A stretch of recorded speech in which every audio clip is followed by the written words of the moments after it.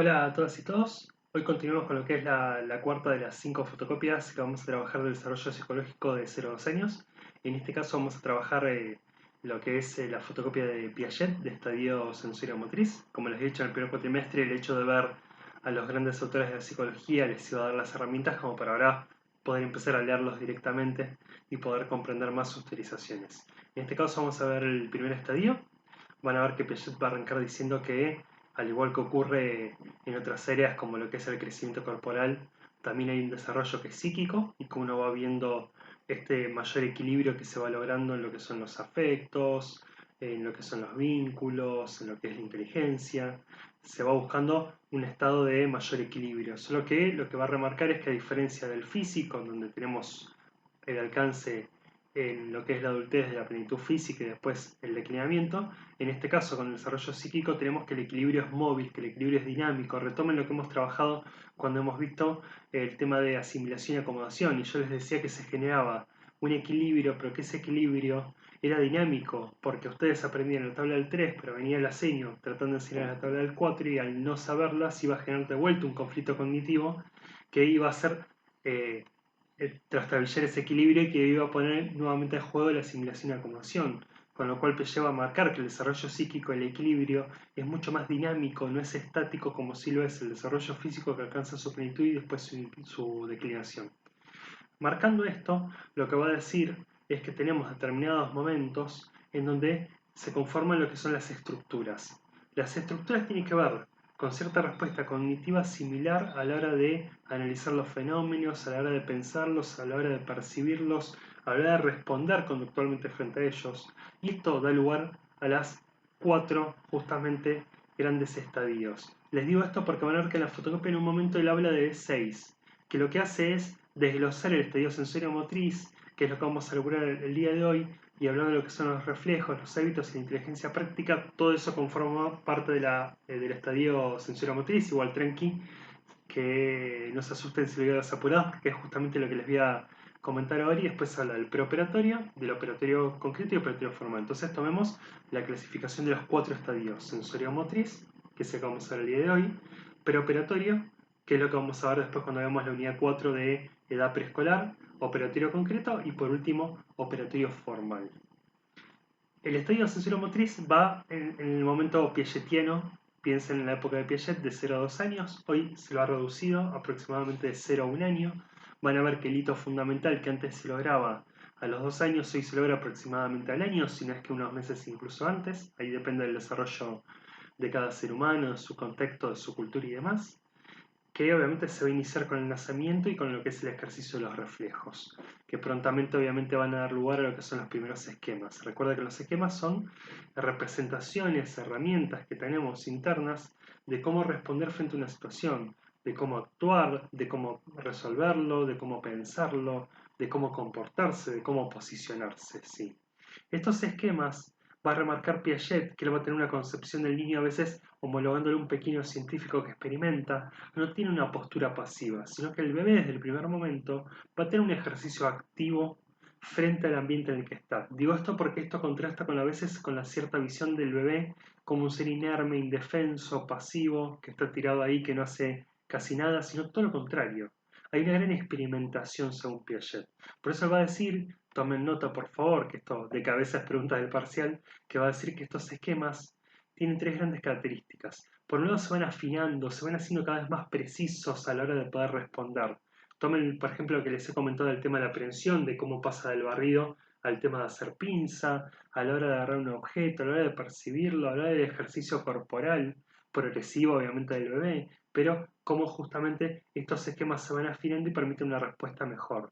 También cómo van ocurriendo mayores discriminaciones o reconocimientos prácticos, o sea, se van haciendo más precisos a la hora de distinguir los distintos tipos de estímulo y cómo responder corporal y perceptualmente, porque a fin de cuentas el estadio sensorio-motriz toma justamente su palabra.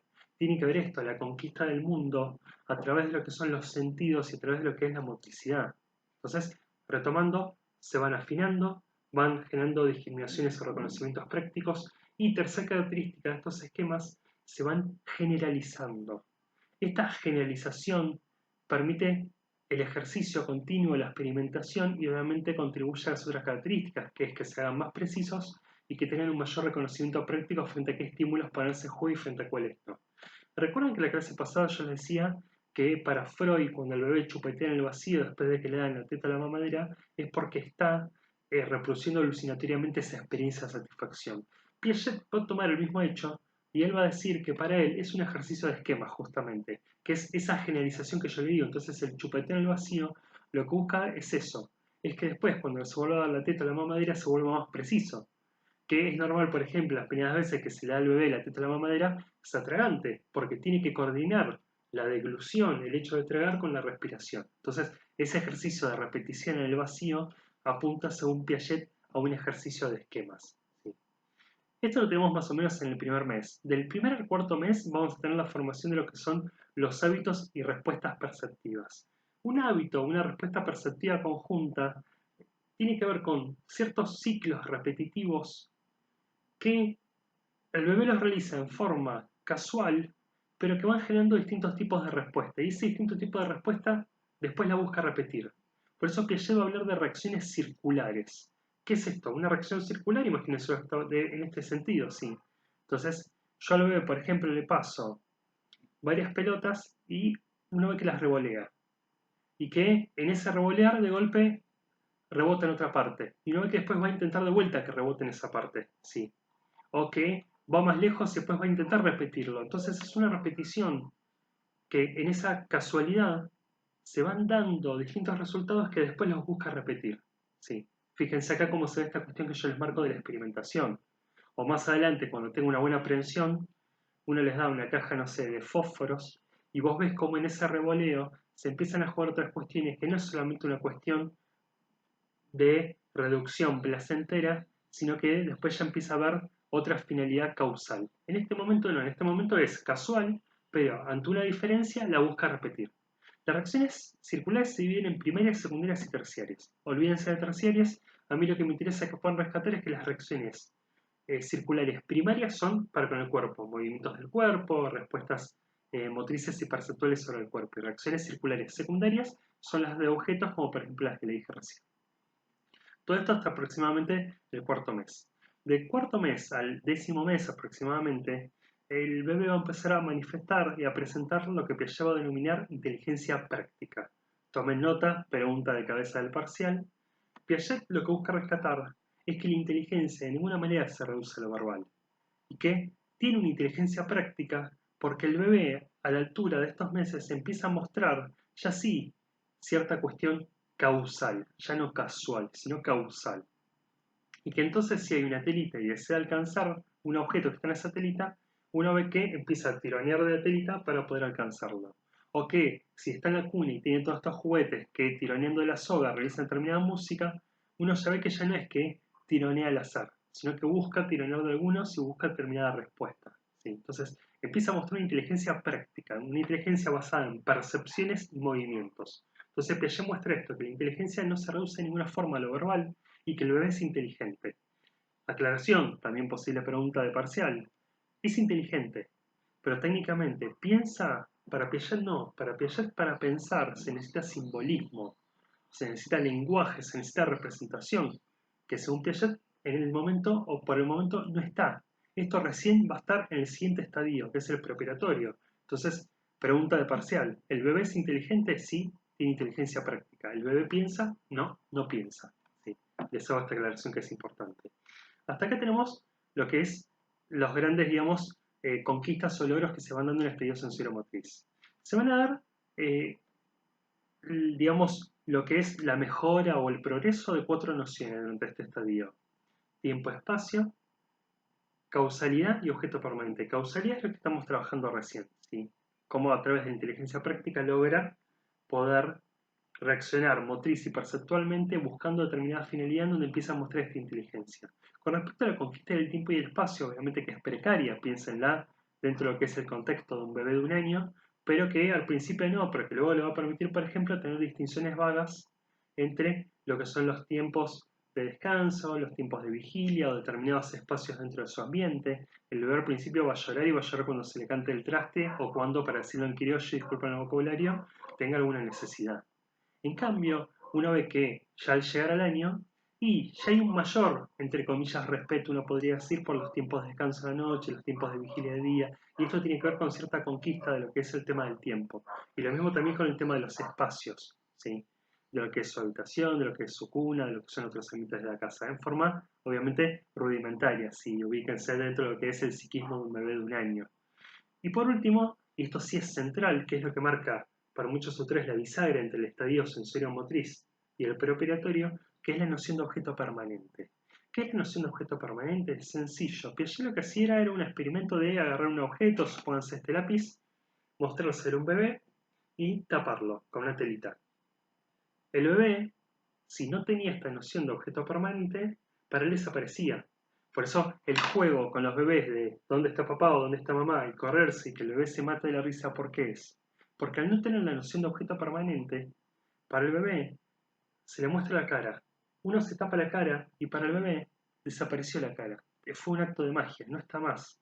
Ahora bien, cuando tiene la noción de objeto permanente, yo agarro el objeto, lo tapo, automáticamente el bebé saca la telita, lo que lo esté tapando, y lo agarra. O le hago el juego de dónde está mamá, dónde está papá, y se deja de reír. ¿Por qué? Porque no importa que lo tapé. El bebé ya logró esa representación interna de ese objeto. Por más que desaparezca de su vista, ese objeto está. Por más que yo me tape la cara, el bebé sabe que atrás está la cara. Entonces se logra esa noción de objeto permanente que en términos de simbolismo marca un hito fundamental, porque va a ser la pieza base, va a ser la piedra angular de todo lo que va a ser después el simbolismo en el ser humano, ¿sí? La adquisición del lenguaje, las representaciones, que se va a plasmar en el dibujo, que se va a plasmar en recordar el pasado, en representaciones, en proyectar el futuro, el día de mañana cuando esté la lógica en el carácter hipotético deductivo y en un montón de aspectos. Entonces es central la noción de objeto permanente y es la que va a marcar la bisagra entre el estadio sensorio-motriz y el preoperatorio, que es lo que vamos a ver en la unidad 4, en donde una de las grandes adquisiciones justamente tiene que ver con lo representacional, con el simbolismo, con el lenguaje.